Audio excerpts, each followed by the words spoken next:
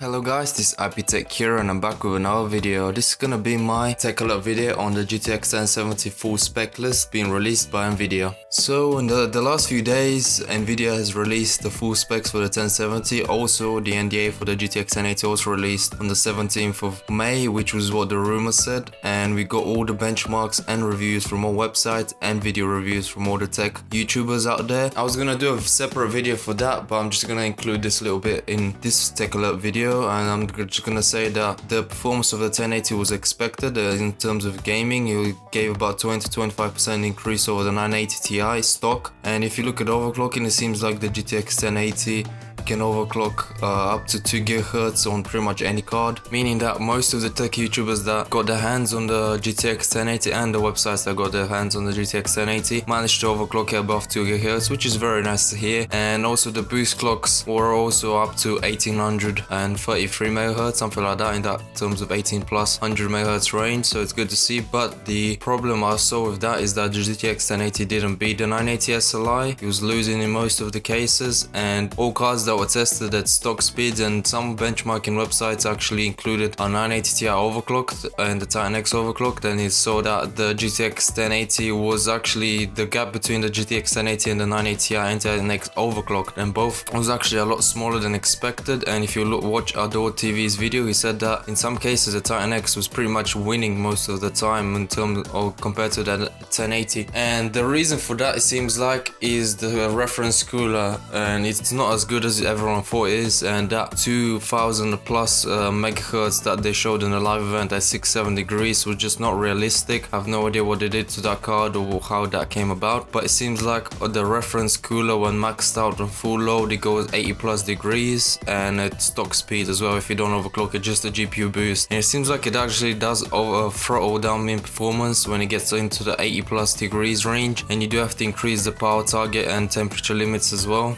to actually get more stable overclock or more stable boost. As if you look at some websites, they actually did a test of the clock speeds after 20 minutes of gaming or a few minutes of gaming, and you can see that the temperature not only increases very fast up to the 80 degrees range in a few minutes, but also the card's clock speed throttles down in some cases down to the base clock speed of 1600 megahertz. So it's a bit disappointing to see, but nothing that we haven't expected. As soon as third-party manufacturers get on their third-party coolers, like the add-in board partners like MSI, VGA and Asus get their third-party coolers, which should be better hopefully than the reference cooler. We should see that decrease in temperature and maybe more stable overclocks. And if they have that extra power connector, so the card can draw a bit more power, it won't be limited to only about 200 on 2.1 gigahertz or something like that. There was sort of a limit that was going around that even if you water cool the card, you're still getting only about 2100 and something megahertz, and you couldn't push above that due to the power target being too high. But the card is a very good performer, and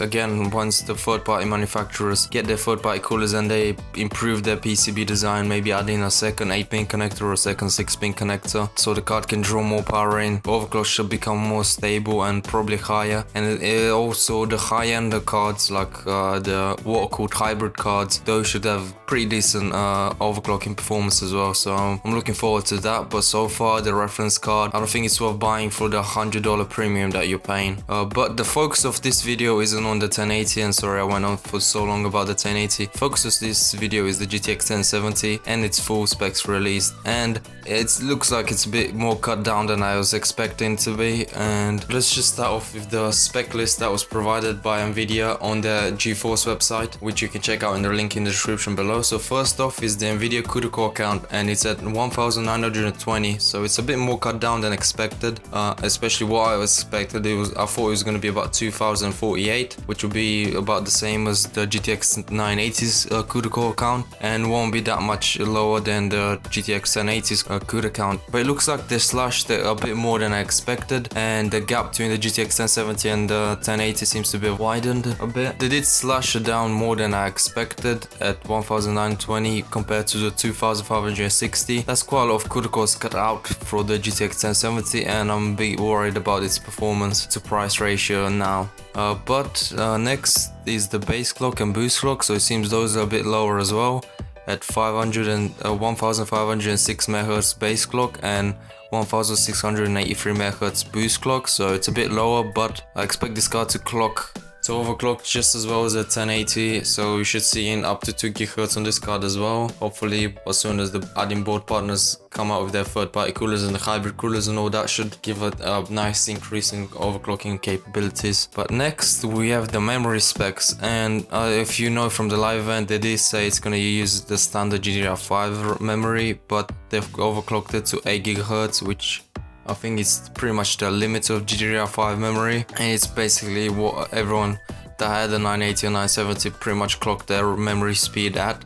And again, it looks like it's about the limit, so you probably won't be able to get any overclock over the 8 GHz unless it's some third-party high-end card like a Kingpin or something like that maybe. But you have 8 GB of GDDR5 memory, which is more than the 980 Ti, and not as much as the Titan X, but it's a good amount of VRAM. Even though it's GDDR5, it's still relatively good, especially it's going to be good for 1440p gaming and even 4K maybe. And next is the memory interface, and the memory interface is 256-bit but wide, just as a 1080, but again it's only 8 GHz of GDDR5 memory, so the bandwidth is only 256, which is lower, and I think it's about the same. It's going to be about the same as the GTX 1080 bandwidth, and quite a few bit lower than the GTX 1080's bandwidth as well. So its performance in a higher resolution is going to be a bit limited by that, but hopefully the clock speeds can make up for that, and a big amount of memory like 8 GB, which is the same as the 1080. Hopefully that can make up for the missing bandwidth there, but I think we're going to see some problems with higher resolutions like 4K and probably above, as the card's maximum digital resolution is rated at 8K. So, and lastly is the TDP, and it's a 150 watt TDP, which is lower than the 1080's 180 watt TDP, so it should be a bit more efficient. Its maximum GPU temperature is 94 degrees, which is standard, and the recommended system power supply is 500 watts, so a 500 watt power supply should be fine for this. And I have an upcoming GTX 1070 build that's going to feature the 500 watt power supply, so that should be more than enough. On the GeForce website you can find some benchmark results which are very vague, just like the 1080's benchmark results from NVidia. So these are from NVidia, so it should be taken with a grain of salt, as they would have cherry-picked the best performance and could potentially be misguiding people that look these benchmarks at face value. But if you look at the chart, it looks like the performance difference between the 1070 and the 1080 is about the same as the 980 between the 1080. So that chart to me looks copy-pasted from the one that we got last time, like the 1080. It looks pretty much identical. It shows the Rise of the Tomb Raider that the 1070 is about 80% faster in Rise of the Tomb Raider compared to the 970, and 70% faster than the Witcher 3. Doesn't say resolution, so I'm gonna be assuming it's like last time 1600p, but these I think are very misguiding and should be taken with a grain of salt, or pretty much thrown out and not used, and just wait for when the websites and tech YouTubers get their cards, so you can watch their reviews and their benchmarkings or third-party benchmark results, which could be more reliable, more detailed, and you can actually see what the card, just like with the 1080, you didn't see 80% increase or 70% increase over the 980. You saw about 50% increase over the 980. The gap is wide, but at stock speeds the 1080 is about 20 to 25% faster than the 980 and 980 Ti, and I'm expecting the GTX 1070 to provide about the same, if not slightly lower performance than the 980 Ti and Titan X heavily overclocked as well, or maybe beat it. But the NVIDIA CEO did say that the 1070 is going to be faster than Titan X and 980 Ti, so hopefully that's true. But with those cut down specs, I just can't see it happening. I'm just gonna be, in my opinion, it's gonna be about the same, if not a bit lower performance. But at $379 MSRP, it might be worth buying, but who knows when you're gonna get that price tag, because the launch price for that 1070 is gonna be $450.